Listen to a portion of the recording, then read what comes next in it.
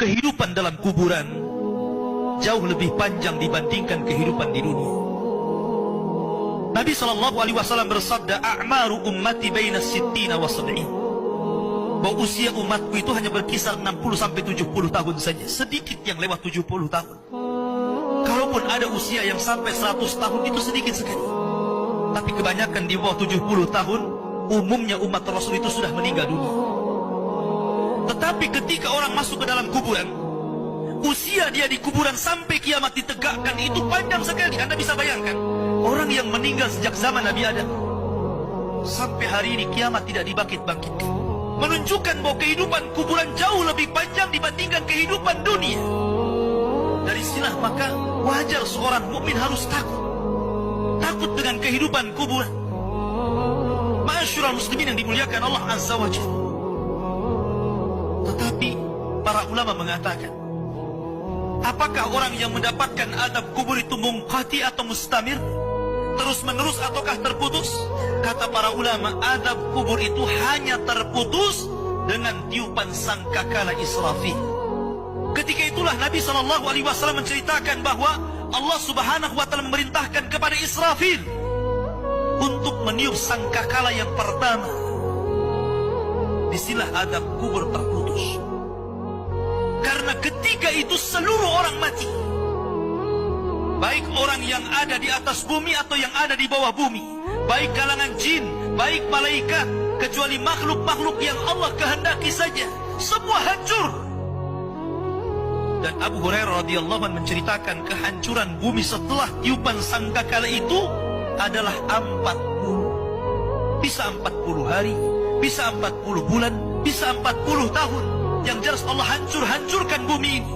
Allah luapkan lautan ke daratan. Allah jatuhkan bintang. Allah hancurkan gunung sehingga seperti kapas yang dihempas angin. Itulah yang disebut dengan kehancuran alam atau hari kiamat. Baru setelah kemudian bumi tidak bulat lagi, tapi bumi terhampar. Allah ganti bumi yang kita pijak dengan bumi yang baru. Itulah yang disebut dengan padang mahsyar. Maka disitulah Allah Subhanahu wa Ta'ala memerintahkan Israfil untuk meniup sangkakala kebangkitan. Yang kedua kalinya Israfil pun kemudian meniup sangkakala. Maka dari situlah manusia keluar dari perut bumi. Wa akhrajatil ardu athqalaha.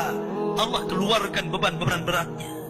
Disitulah orang-orang yang beriman, ketika mereka muncul dari kuburan, maka mereka akan berkumpul dengan keluarganya.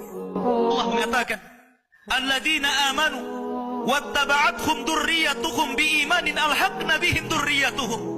Orang-orang yang beriman, kemudian keimanan diikuti oleh keluarganya, oleh istrinya, oleh suaminya, oleh bapaknya, oleh anak-anaknya, oleh cucu-cucunya. Maka ketika mereka dibangkitkan dari kuburan, mereka langsung berkumpul menjadi satu keluarga. Dan itu sebuah ketenangan. Tapi orang-orang di luar daripada beriman, mereka keluar dari perut bumi seperti dua binatang. Pertama Allah contohkan dengan laron yang berterbangan. Anda bisa melihat laron apabila terbang di atas lampu atau di sekitar lampu. Lihat bagaimana cara terbangnya. Mereka akan saling tubruk dengan kawan-kawannya. Karena pada hari itu anak lari dari orang tuanya, suami lari dari istrinya, orang tua lari dari anaknya. Terkadang mereka bertubruk satu dengan yang lainnya. Yang kedua seperti belalang kal jaradil muntashir. Pertama seperti laron dulu, lari sana lari sini, yang dari barat ke timur, yang dari timur ke barat, yang dari selatan ke utara, yang dari utara ke selatan. Mereka kacau sehingga mereka mengatakan, ya wailana man ba'athana min marqadina. Celaka, siapa yang membangunkan aku dari tidurku? Tapi orang-orang yang beriman hanya mengatakan, hadza ma wa'adar rahman wa sadaqal mursalin. Inilah janji Allah kepada kalian dan benarlah ucapan para rasul. Baru setelah itu dari padang mahsyar berteriak seorang yang Allah suruh untuk berteriak. Mulailah kemudian mereka teratur. Maka mereka akan berjalan ke satu titik. Disitulah yang disebut dengan padang mahsyar. Mereka akan tinggal selama 50 tahun telanjang, kembali tidak dikhitan, tidak pakai sandal, matahari dekatkan 1 mil, keringat bercucuran.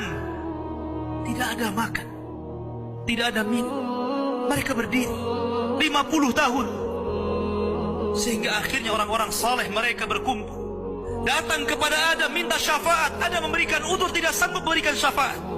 Kata Adam, datanglah kalian kepada Nuh, karena dia Rasul pertama dalam Islam, Rasul pertama setelah Adam. Maka mereka pun kemudian datang kepada Nuh. Nuh pun memberikan udzur, datanglah kalian kepada Ibrahim, karena dia Khalilur Rahman. Maka mereka datang kepada Ibrahim. Kata Ibrahim, aku tidak sanggup berikan syafaat, datanglah kalian kepada Musa, karena dia Kalimur Rahman.